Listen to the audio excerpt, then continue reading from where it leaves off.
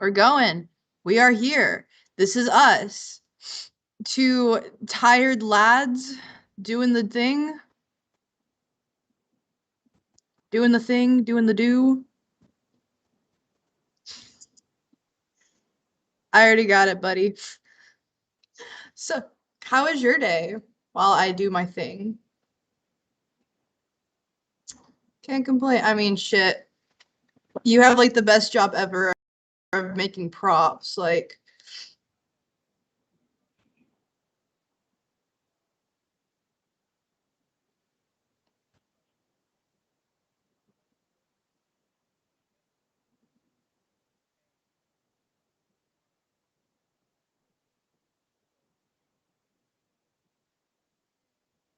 oh,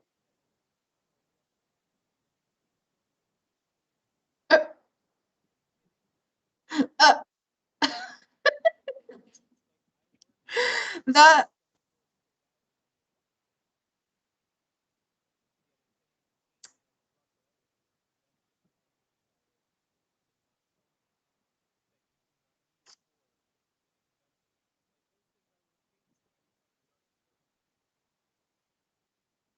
that's awful. I'm so sorry. It happens. But hey, a what now?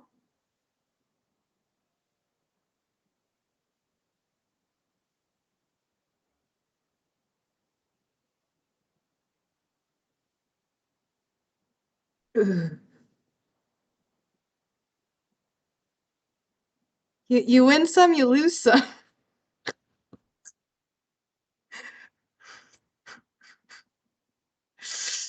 All right. I think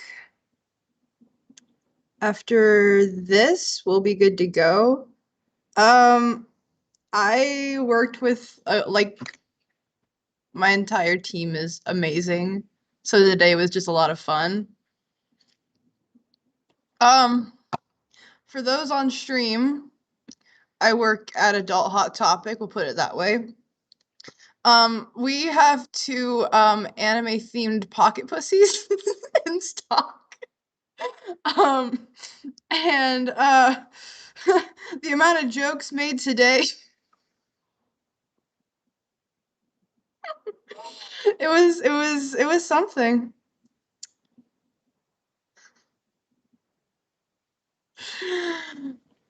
I don't even. Okay, we're done. All right, so I got my coffee. It's in a red Solo cup. Um, supposed to have ice. It's just coffee and creamer. I'm gonna fucking spill it. Oh my god, it's coffee and creamer. I just fucking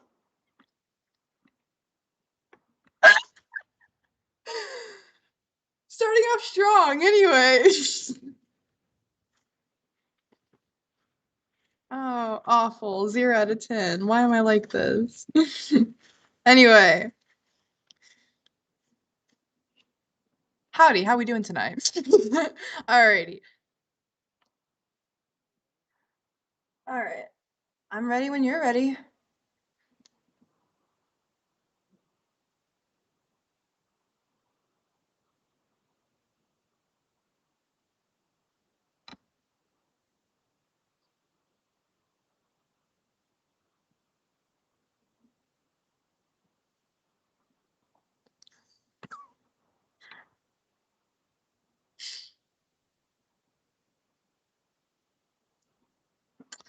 Hi, my name is Tyler. I'm a cosplayer, a prop maker, and a nerd. And I've been alive for as long as he's been reading comics. um, but with that said, I've been reading comics off and on for about 15 years. I'm not making this case any better for myself, and I am addicted to caffeine. There we go. Okay, well, here's the thing. I last year when I was starting to have like palpitations and shit, I went from like 6 or 7 12-ounce Red Bulls a day to 2 cups of coffee, and I was a complete monster for like 3 weeks just because my body was like caffeine, and I was like, no. Okay, I know like some people in my personal life who drink like 4 or 5 of those big chonky monster cans a day, every day.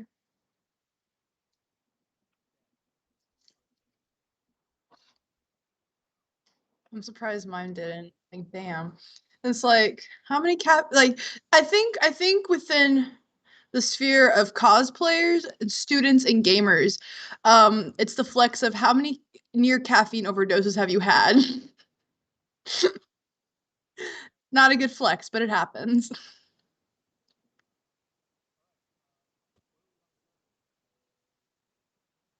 Um, I think vinyl because X-Men confused the absolute fuck out of me. Yeah, more or less because I was scrambling to read it, and also I realized there's an important part to the story that I've missed because I've been too busy to read with like the whole terraforming of Mars and shit.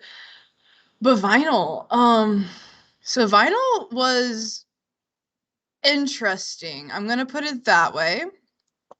I'll do this one since you're the one who was like, why don't you just read X-Men?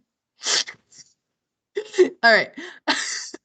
um, so vinyl number one, it just came out what like last week, 2 weeks ago. It's by Doug Wagner and the artist is Daniel Hilliard.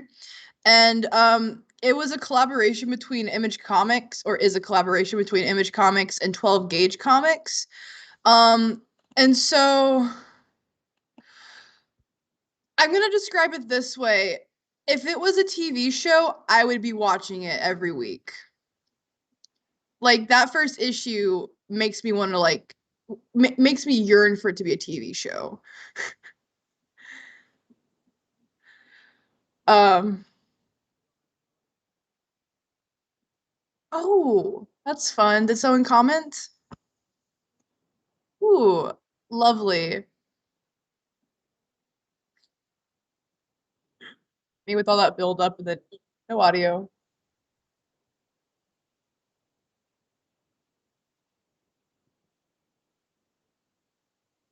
Did you switch your microphone and the audio settings?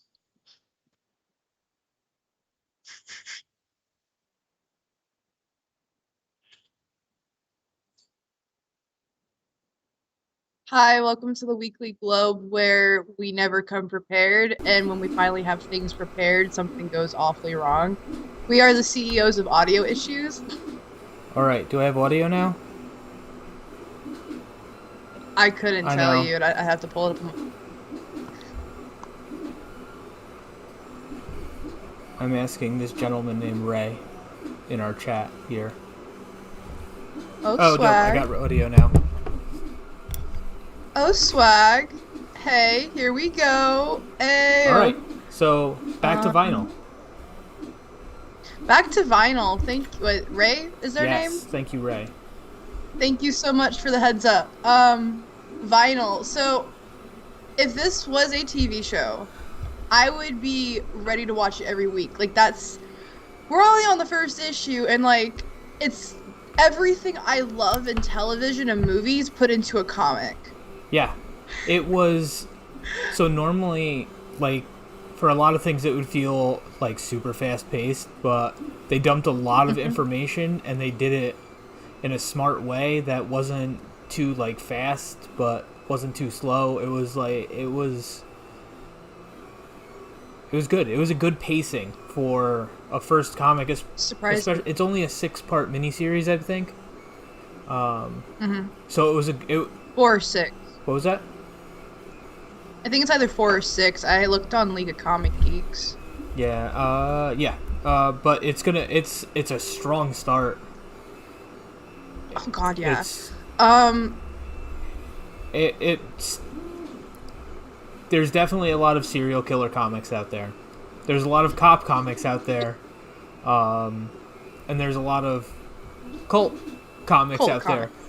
But the way they handled the FBI agent and getting abducted by the cult, and the serial killer has to go save him is fun. It's definitely an interesting route to take with that. Definitely. I'm going to give everyone the four main characters of this series since I realize we don't do that a lot and we probably should. So the four main characters of this series, which has got a bit of an interesting dynamic to it. You have Dennis, who is one of the FBI agents. You have Ruiz. Yeah, Ruiz is his partner. You have Walter, who's a deranged, musically inclined serial killer. And you have Madeline, who is the cult leader, which, oh man, boy, she's pretty. It reminded me of M. Night Shyamalan movie, and I know you might be saying, but hear me out. It gave me some of those vibes, and I actually kind of enjoyed that. Yeah, it definitely gave off those vibes. It's definitely an interesting comic. It's like, so again, it felt like it should be a TV show, because like the way it started out is like we're set 2 days in the past, future, present. Future. Fucking time travel. So 2 days in the future, and it's Dennis and Walter are in a room with this like zombie motherfucker, and just hearing "I don't want to die like this," and it's blood everywhere, and then a fucking axe. Like, yeah, this series is already not afraid of blood, and that's kind of what has me intrigued, is like how, because like there is too bloody, and there's could use a bit of blood here and there. So I'm kind of curious, are they gonna go the too bloody route? Like, because it's already not afraid of blood and like a little bit of gore. So I think it's right on. You're right. It's right on that edge right now, but it's not.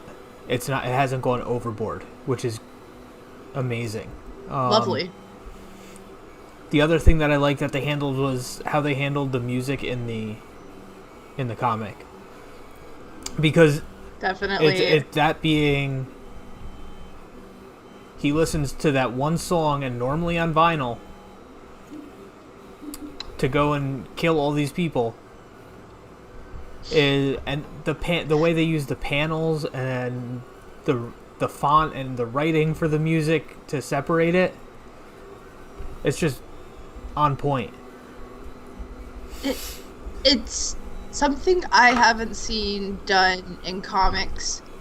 I don't believe I've ever done in comics, and if I have, it hasn't been to like this degree of like so fleshed out and like calculated. And I don't say that as a bad thing, it's a good thing in this case. But also, I'm gonna point this out, so again, you're like, this first issue is just like throwing information at you left, right, and center. But the funniest thing is the fact that they're like working for the FBI, and Dennis is like, okay, so we know who the killer is, and we've got to be buddy with him. Mm-hmm. So he's buddy and like best friends with Walter, and I guess Walter's playing along because like he knows who Ruiz is, whose name is Vic, and she's like, how the fuck do you know who I am? So I thought that was actually kind of funny, is like everyone knows one another, but they don't know. Yeah. They all know each other, but nobody it's just an interesting dynamic that they all have. It's kind of like what is it, Showdown, I forgot what it's called, but like when everyone has a gun pointed to the back of it. Okay, I got you. Standoff. Something. I forgot. Yeah, it's just like, I don't know, but like everyone's got a gun pointed at one another, and it's kind of like you make one wrong step. But it also is fucked up. It's hellishly fucked up with the cult aspect. Yeah, I'm excited to see where it goes, and I feel this has a lot of potential, especially as a 6-part miniseries, because there's a lot of comics that go on just a little bit too long. And Yeah. Even miniseries. yeah, but I think this one is paced properly to get to where it needs to go. I don't know if you read Plastic. It was That's another one of Wagner's works. Yeah. That was, I started reading that too, on the recommendation of my local comic guy, and it is good. I saw it was like at the end of the issue, like a bunch of other like recommendations of like, if you like this, you might like Yeah. these. This was really good. And Plastic is so far on point.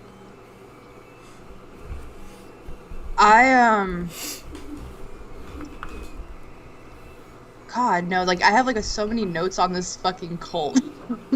I think that's like the one thing I'm the most excited for, is to see how the cult is going to work and the standoff is going to work. Like those are the two things that like. You mean the cult that Walter was killing at the end? So true, bestie. The cult that he's gonna kill everybody in? Can we talk about how he puts a teddy bear mask on? Yeah, that was kind of weird, isn't I'm not it? mad Like, at I it. love how he just has a.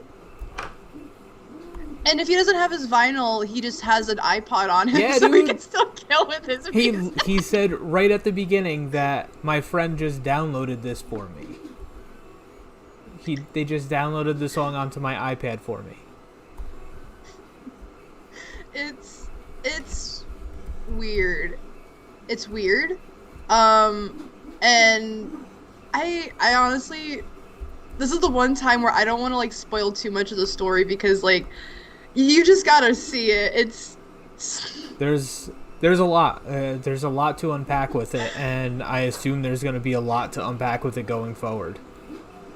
Oh, definitely. And for me, whenever I was reading it, I will legit show you my reaction. I was like,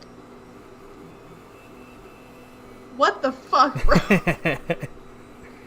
Like, I just kept sitting there just like, what the fuck am I reading? Because it's weird, and Wagner is known for this like really kooky and confusing writing style, but I guess it works out. Yeah. Like, they did it. Have you seen the variant covers?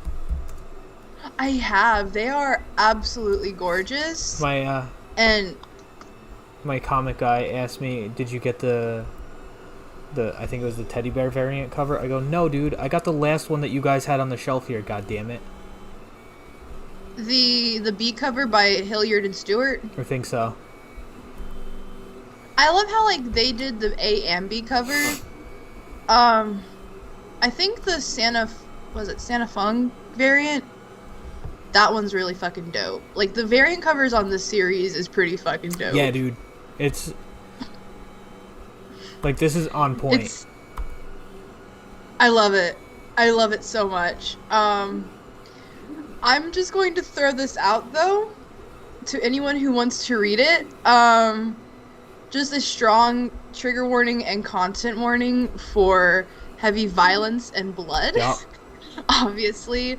I'm also going to put a trigger warning out there for like mild or indirected conversations about pedophilia. Other than that, Also, yes. it's a great read. All right, moving on. Issue 2. Oh, I yeah. forgot. Issue 2 comes out on July 28th, which is like what, a week from now? 2 weeks from now? Yeah. I don't understand the concept of time. 13 Either way. 13 days from now. Thank you. And again, it's published through Image Comics and in association with 12 Gauge Comics.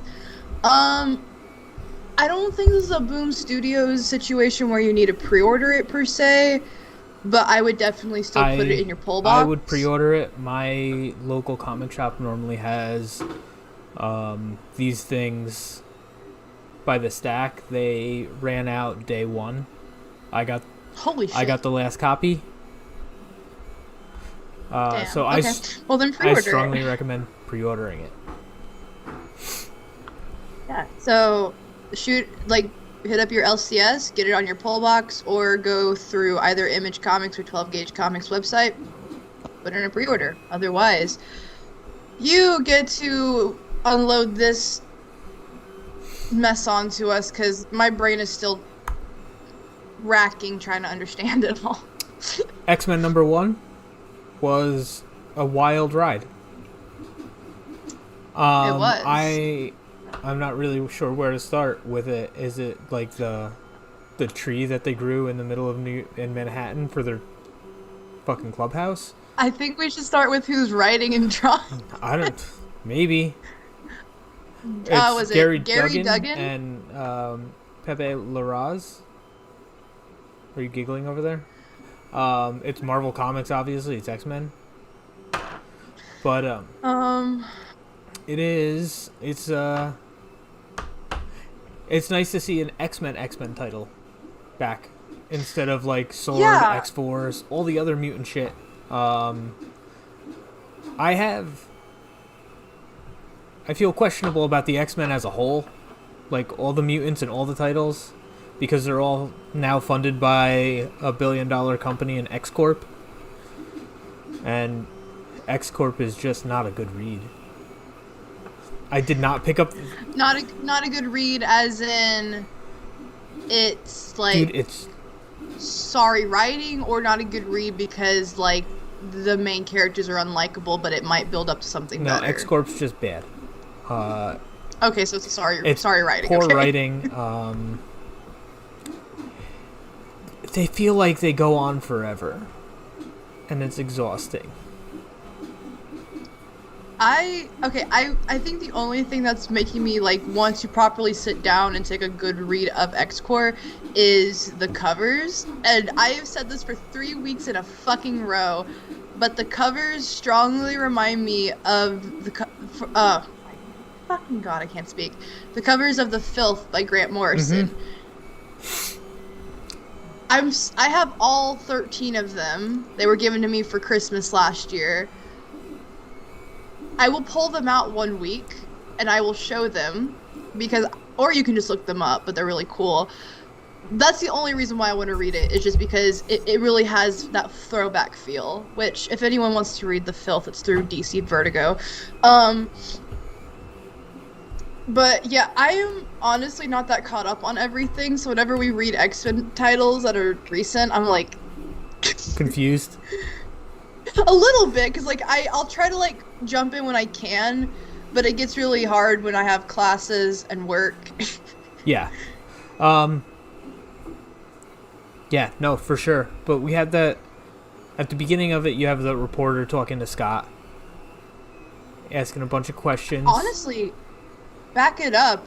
We get like this introduction to what I'm presuming is the main baddie. Oh yeah, forgot about that. Yeah, they're talking about Kelvin Heng.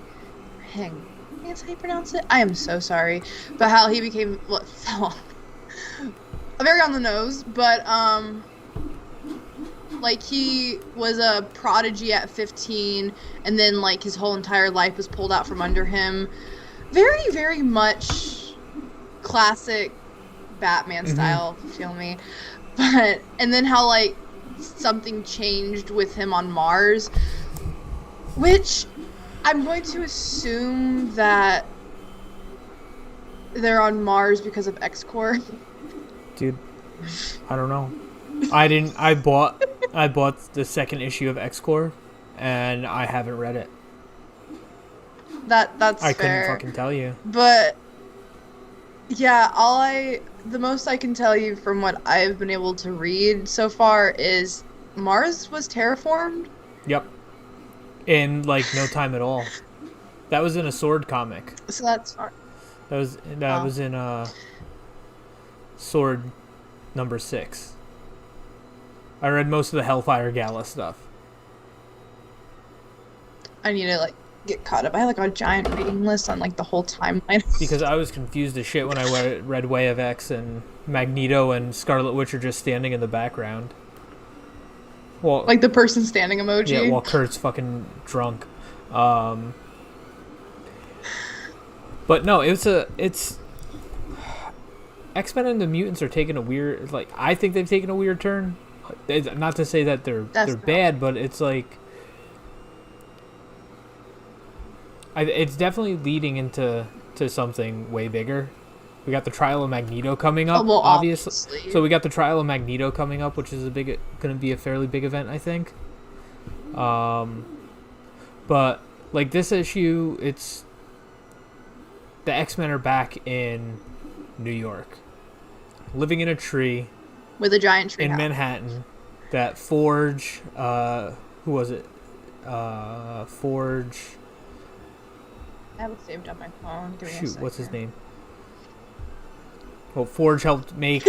I know who you're talking about, and I have all these fucking. The White Queen? No. Yes? Cypher. There we go. Shit. They make the treehouse. They're making everything. I love Forge. He's one of my favorite X-Men, and I was pumped to see him. Like super pumped. But it's in Seneca Gardens, and Scott was like talking about how it's a monument for mutants that didn't make it to Krakoa and all of that, which interesting.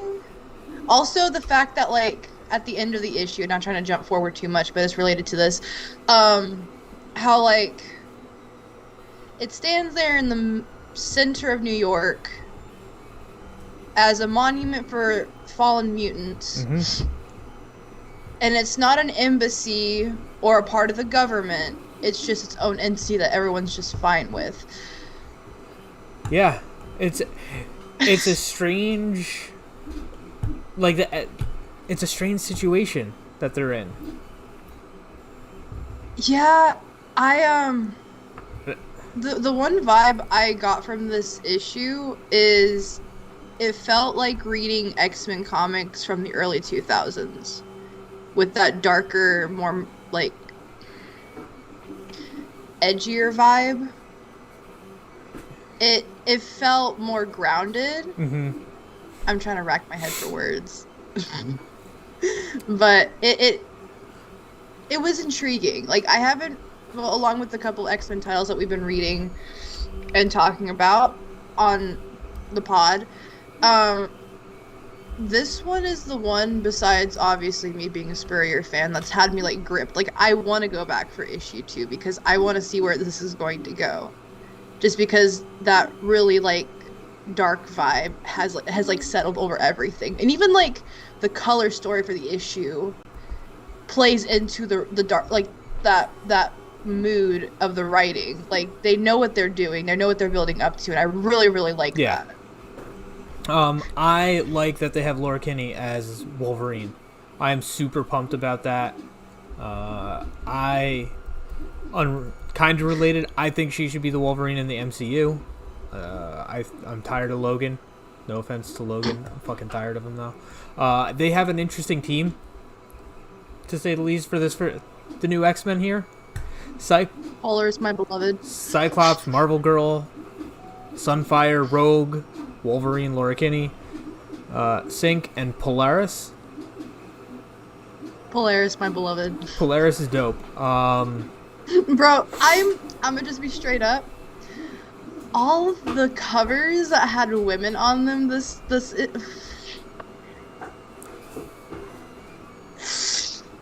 You good? I'm not saying I would die for them, because obviously they would whip my ass. I'm just saying I would die for them, because they would whip my ass. Yep. Also, Scott has a new suit. Scott has a dope-ass new suit. So cool, dude. I don't know how I feel about Jean Grey going back to her old Marvel Girl suit. It's kind of weak, but... Also, Jean is fucking powerful. Who is? Jean. Yeah, no shit. Are we just like... So, like, the one thing I've hated with a lot of writers is they just want to downplay the fact that, like, Homegirl is powerful. She's a beast. She's... Literally. And, like, I love how they're just like... Oh, yeah, she's holding back... She's, like, able to ground so many minds. And I'm like... Mm-hmm. My guy. This is what I've been wanting to see for years. Yeah, dude. she's a beast. They beat the Avengers and the Fantastic Four to whatever the fuck was attacking New York City. Metal Ball Mecha. And that was... I don't know how I feel about that still. They pulled the fucking Power I was about to Rangers, say, they pulled the fucking Voltron. It felt like a... They fucking, like... Dude, they had their own fucking Megazord. You can't... It felt like a Power Rangers comic. I loved it, though! I literally, like, in my notes, I just have it all caps. Metal Ball Mecha. Yeah, it's... so strange. So strange. But I don't know... I'm not complaining in the slightest, though. I loved it. And they're over here like, can we keep it? That... Bro, where are you gonna store that in New York City? In a tree. Get it from the U.S. government. They already hate your ass. Yeah, dude. What are you gonna do with that? I don't have much else to say about it. I just wanted to touch on it real quick with all the... how... the new team dynamic and Scott being... Seems different. He's a little... He does. The whole reporter thing threw me off, and then he's almost like that jaded hero now, or reluctant hero. You want to know? Now that you say that word, you want to know like every pop punk band's favorite fucking word? What's that? Jaded. All right, that's fair. Okay, but we're talking about the Metal Ball Mecha, which I'm a big fan of. I see that. But it was all because of this, like, they called it a machine. It looked more like a xenomorph machine looking motherfucker falls out of the sky. It's giving people fucking nasty ass migraines with microwave waves. Yep. And then they beat the shit out of it. Yeah, they beat the brakes off. As always, but like it was attacking mammalian brains. Yeah. I'm not get into specifics. But then that leads to the end of the issue where like there's that weird so there's that club where they're like, yeah, so let's make Earth our neighborhood, kill all Earthlings. That was a thing. Yeah. But then, like, the ending where, like, this motherfucker is doing a fucked up test on this, like, guy who's, like, looking like he came out of, that pod in the first Matrix movie. Yeah, he looks like he comes out of the pod of the first Matrix movie, and just like, who the fuck am I? And gets fucking obliterated by this machine. And then they're like, hold on. Like, they're showing the death date of...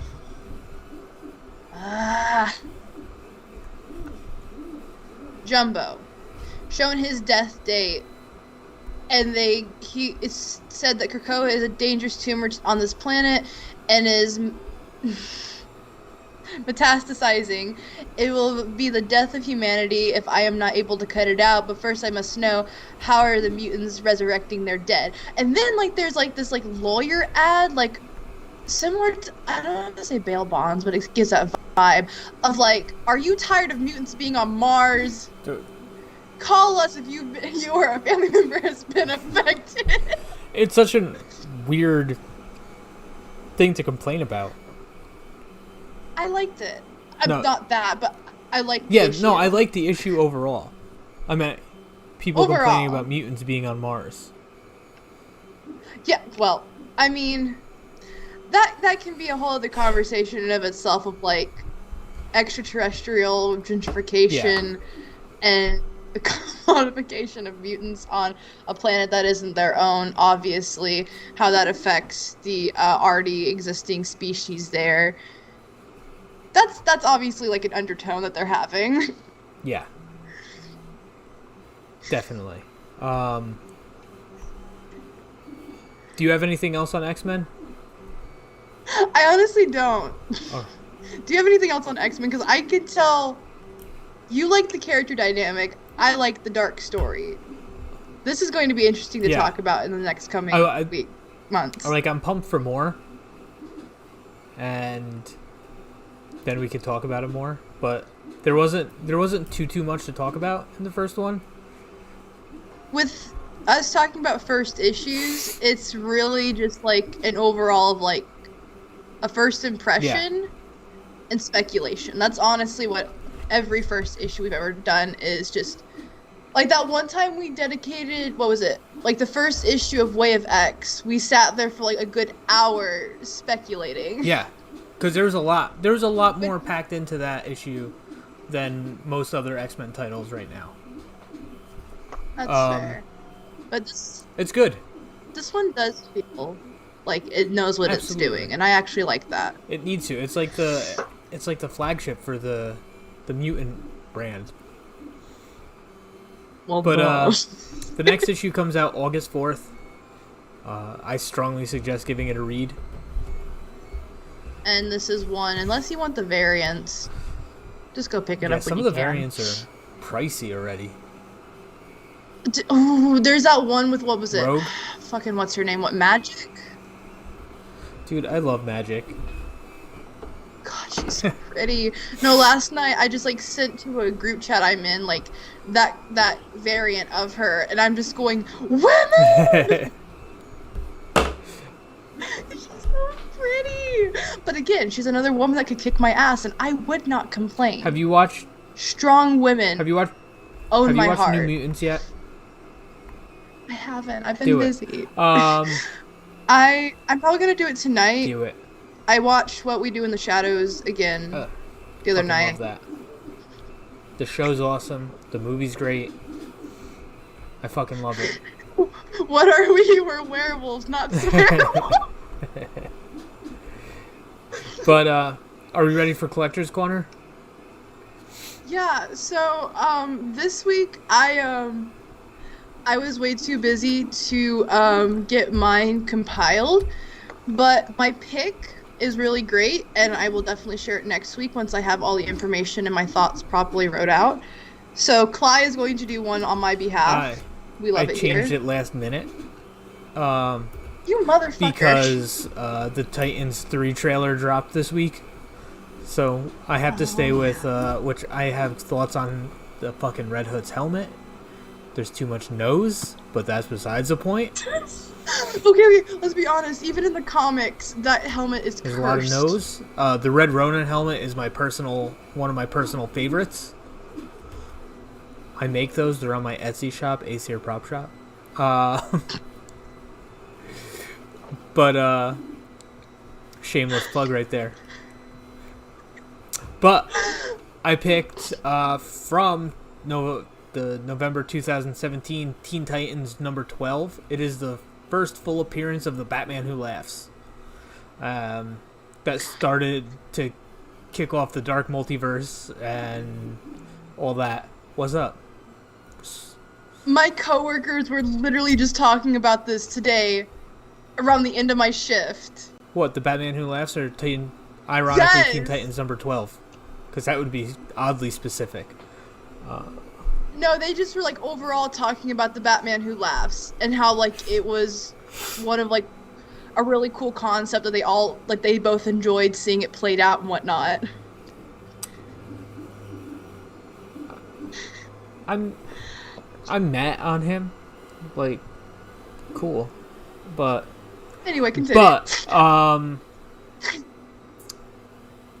It is, for those of you that don't know who the Batman Who Laughs is, it's a hybrid of Batman and the Joker.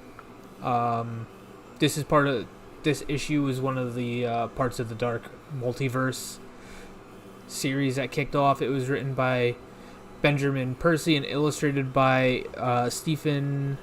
I can't say his last name. No way. Sejak? You want to like copy and paste it for me and I can pronounce it? Sejic.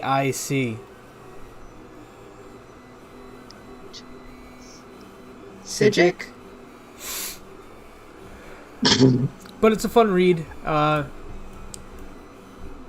That's pretty much it. That was to honor I didn't have any notes on it, too many, because I just wanted to honor that Teen Titans Season 3 coming out, which not a lot of people like, but I do. I like it. I'm just going to say, if they don't kill Jason, what's the point in him being the Red Oh, Hood? if you haven't seen the trailer, he gets the shit kicked out of him by the Joker with a crowbar. Does he die? Does he die? He goes to Joker's little playland park. Okay, but does he die? I believe he's presumed dead. Okay, then I'm not gonna bitch too hard until like the actual season comes out. They had Tim Drake in the trailer. The silhouette. Tim Drake, my beloved. Silhouette of the Joker. Barbara Gordon is the fucking. Okay. I'm gonna have to sit down and watch it. She's the fucking commissioner. She is Commissioner Gordon. Barbara, my beloved. The helmet was blah. Too much nose. Again, even in the comics, when he had the nose on the helmet, I'm just gonna ask, who thought that was a good idea? Like, what's he gonna, like, what, do we care about his nose? He's in a helmet. Facts. Which also, don't even get me started on the fact that having a domino mask under the helmet makes sense. If his helmet's off, they're just gonna, oh, that's Jason. Yeah, no, for sure. Dumbass. Oh, I made I don't know if you saw it, but I made a really thin Jason Todd domino mask for somebody to put under their helmet. Ooh, and, swag. See, I love that shit. I love that shit. I'm pretty pumped about that one. Do you want to talk about the Slaughterhouse? Slaughterhouse? Is that it? Is that what from House Slaughter? Sorry. Oh, yeah. Okay, so because I don't have my collector's corner this week, I forgot about this. So, we are going to talk about Something is Killing the Children on this pod. Yeah.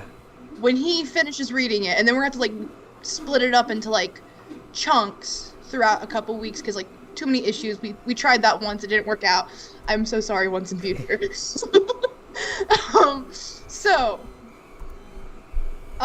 What? They're on issue 17, and, like, the whole concept of Something is Killing the Children, is a TLDR of it, is, like, monsters exist, and they manifest from the minds of scared children, and there is a family known as the House of Slaughter who takes care of this problem, because these monsters are monsters. They kill people, primarily children. I digress.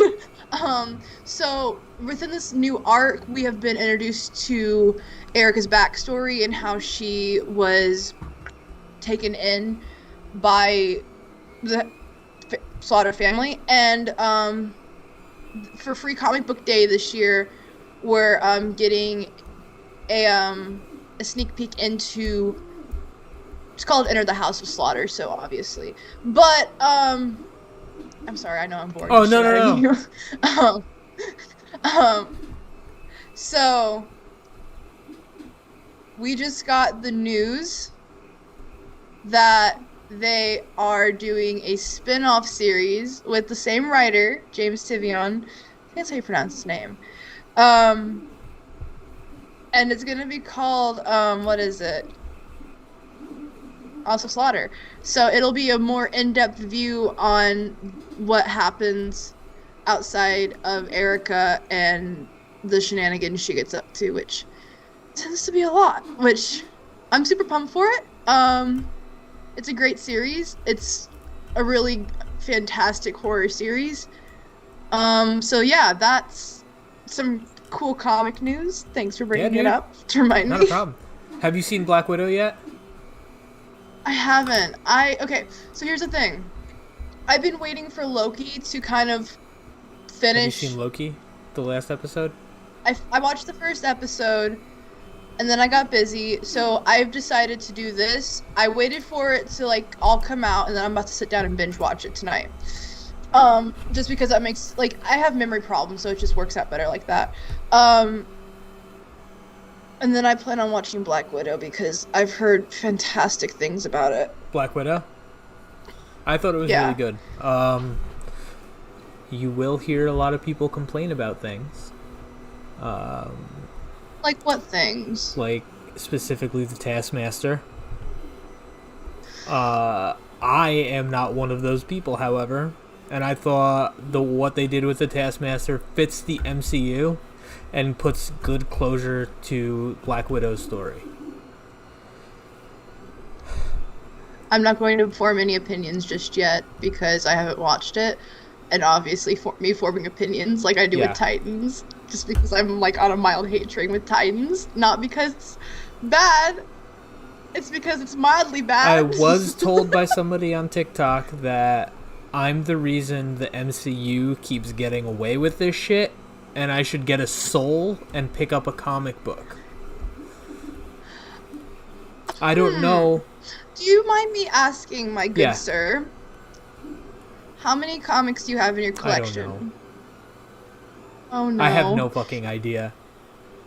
Oh no. Okay. Here's another question. How many long boxes do you have? I don't know. 13? 14?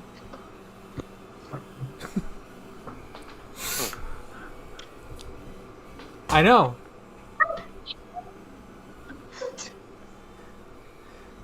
And I have a big No.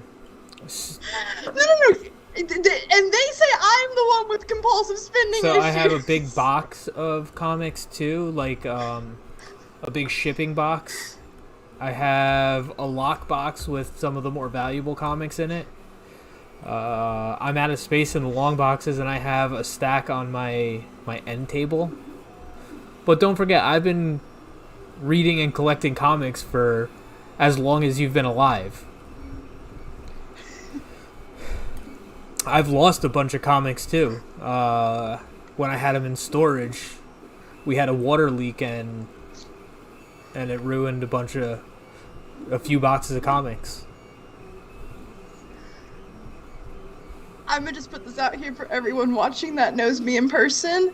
If you say that I have compulsive spending issues after this, I don't have 13 long boxes. Actually, I'm getting near to that point where I can fit my collection in whole into a small box. All right. I used to have a pretty large collection, large as in it was large to 9 to 11-year-old me, but my mom sold them. My entire collection, she sold That's them. fun. Bro, I had... So the New 52 started when I was like, what, 9 or Yup. 10? I'm gonna tell you the funniest fucking story that ever happened to me. And that's how I learned about the Comic Codes Authority. There's a shop. So there used to be a Boost Mobile by it, and my mom was in there one night getting like her phone fixed, like service issues. And there's a comic store next door. I'm not gonna say the name just because I don't really particularly like this comic store. And so I go in because I begged her for $5. I'm like, come on, bro. So I beg her for $5, and I go in there, and at the time, this was when Batman the Brave and the Bold was airing on Cartoon Network, and I fell in love with Jamie Reyes' Blue Beetle. As you should. He's He's the right Blue Beetle. I agree. So I saw that issues 1 and 2 of the reboot had come out.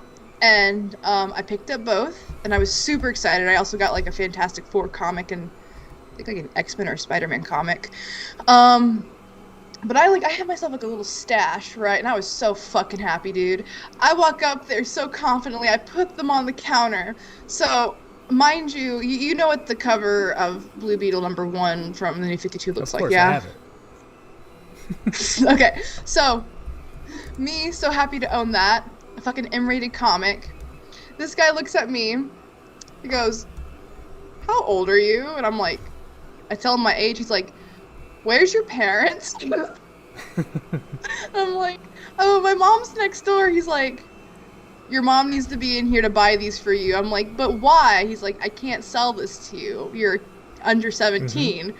I'm like, okay. So I go and get my mom, and she comes back in, and she's like cussing up a new one because, like, you know, stupid hobbies like kids have.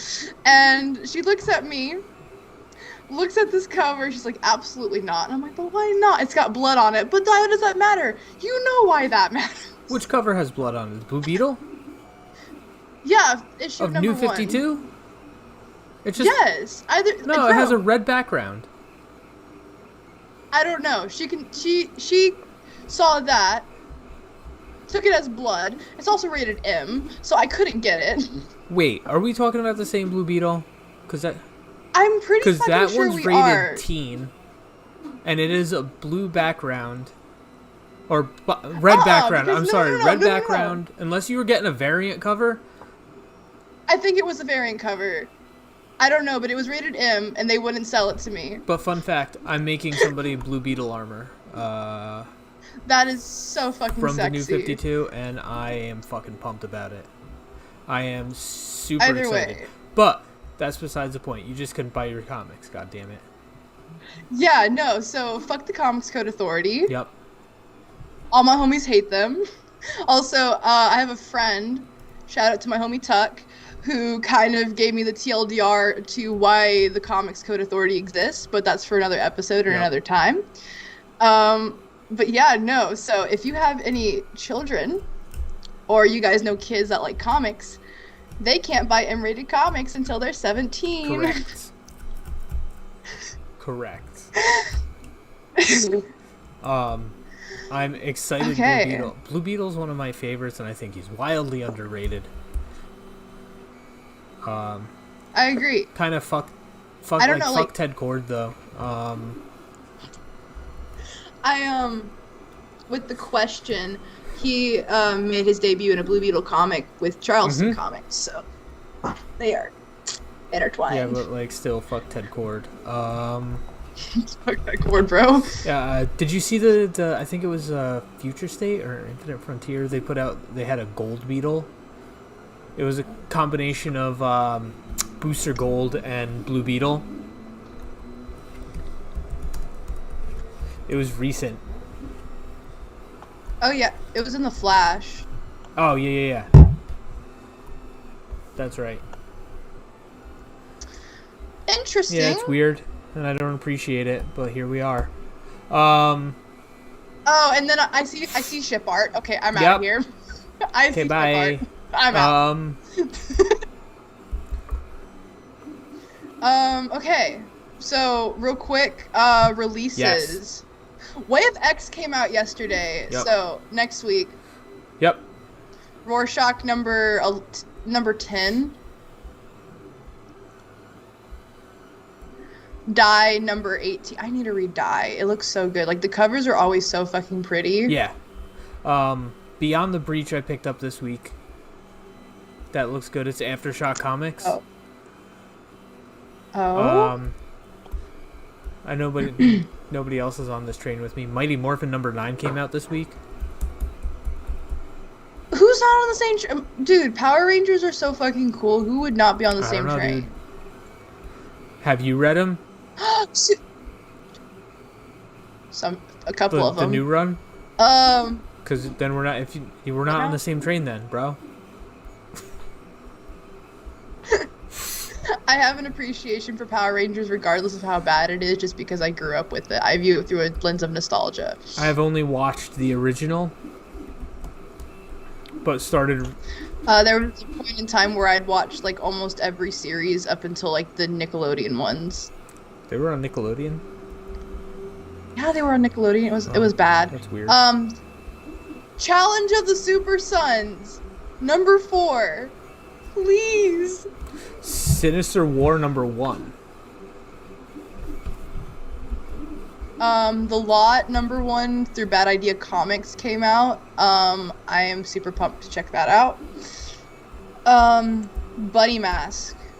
I from keep Aftershock. thinking about picking that up, but I'm gonna see how that one buffs out, just because it's on issue 2, and I don't want to invest in something that new just Yeah. yet.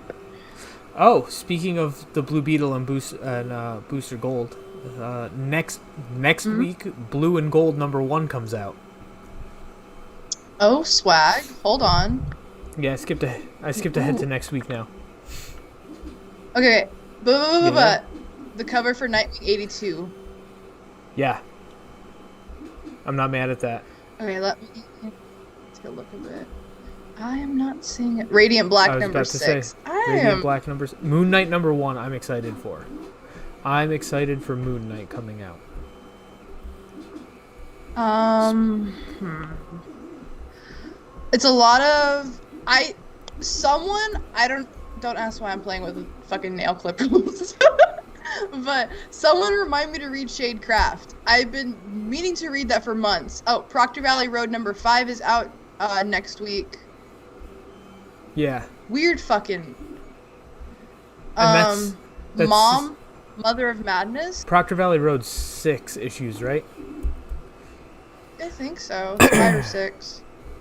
Okay, I see this and all I can think of is Futurama. Which one? Mom from Fair enough. Image. Okay. I could see that. Fun fact, there is a subreddit called Futurama Sleepers, and it's people who fall asleep to Futurama in the background. And apparently it's a form of white noise because the dialogue within the show mimics like a regular conversation to an extent. Like there's just enough weirdness where it's just like I used to be one of those people that would fall asleep with Futurama on in the background. I have and am currently that person. Ooh, power. So yeah, Futurama_sleepers on Reddit. Shazam #1 comes out next week too. He's trying to get his powers back. If you I've never been a fan of Shazam. really, I just couldn't really get into it. Okay. Project Patron #4 from Aftershock. what is Dark Blood? Sorry, I'm interrupting you. It's by Boom. What if you were given the power to change the course of history? Alabama, 1955. Avery Aldridge is an ordinary young black man, a decorated World War II veteran. Avery provides for his wife and his daughter. But wounds of the past have a way of coming back, and Avery Aldridge will soon discover he is anything but ordinary. After a run-in awakened strange new abilities, Avery's about to become more powerful than he could have ever dared to dream, in a country and society that never wanted him to have any power. Interesting. Sounds pretty good. I'm gonna read it. Project Patron. Okay, this one actually has me intrigued. Okay, I'm gonna send you a picture of this cover just because it has me intrigued Yeah, no, I saw it. right off the bat. He's holding a motherfucking head, dude. What the He fuck? sure is. 30 years ago, the world watched the horror as the patron, a hero sent as humanitarian aid from a different dimension, went punch for punch with Woe, a primordial beast, and a perfect match for our mighty protector. In the end, hero and villain alike fell, but the patron returned and continues to defend us to this day. At least that's what we've all been told. The truth is, the patron died that day along with Woe. The UN replaced the patron with a Reploid designed to mimic the real patron and continue on with his mission. With his mission of protection. Today, the patron Reploid is secretly piloted by an This sounds really stupid, and I want to read it. That's interesting, and I don't know what to say about it. Oh, okay. I've actually seen this pop up twice. I'm looking at the covers, and I'm like, yeah, I know what this is now. I've been meaning to read it for months, but I'm just busy. Interesting. It does. But yeah. Cool. That is all I have for tonight. I mean, yeah. Shit. That's it. That's a wrap, it. boys and girls. We're two tired guys. One needs to sleep. One's probably gonna go watch something on Disney Plus. Who knows? Who knows? But Who knows? thank you, and I will talk to you soon. Where can they Oh, yeah. find you? I'm on TikTok at Clyburn and Instagram at acrpropshop.com. Not .com. That's my website too, though. You could do that. I will have those on our channel eventually when I have time. You can find me here on YouTube, Storytime with Ty. It's linked to the channel. Along with finding me on TikTok. I am DJ Spooky Ty over on TikTok. You think he's cool? I'm worse. Alright. My earbud fell out yet again. But other than that, have a wonderful night. All right. Thank you everyone See for you coming guys by. later. Bye.